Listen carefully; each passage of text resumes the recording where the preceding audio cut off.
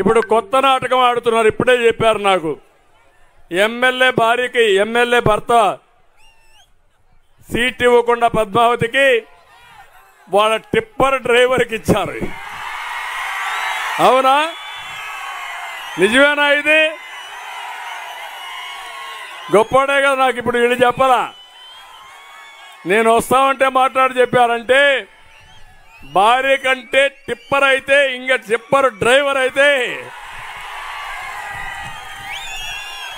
కాళ్ళ దగ్గర పడి ఉంటాడనే ఉద్దేశంతో ఈ ఎమ్మెల్యేలను కూడా మీ ఎడం చేత్తో వేలి ముద్రేసేవాళ్ళని పెట్టుకుంటున్నారు.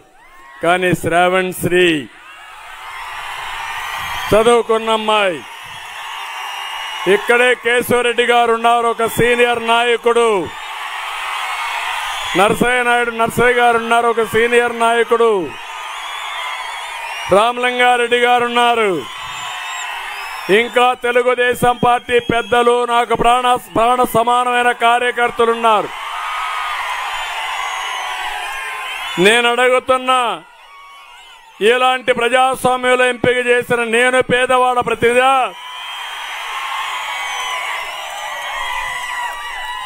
పెత్తందారి వ్యవస్థలో భార్యకిచ్చి, అది కూడా అగ్రవర్ణాలు భార్య అంటే భర్త రెడ్డి కాబట్టి అప్పుడు భార్యకి ఇచ్చారు.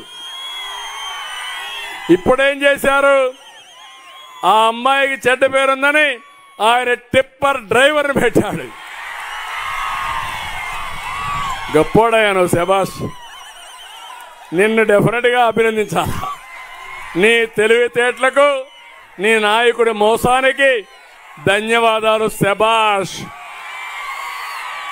మీ మాటలకు మేము మోసపోవడానికి సిద్ధంగా లేము. సింగనమల తిరగబడుతుంది,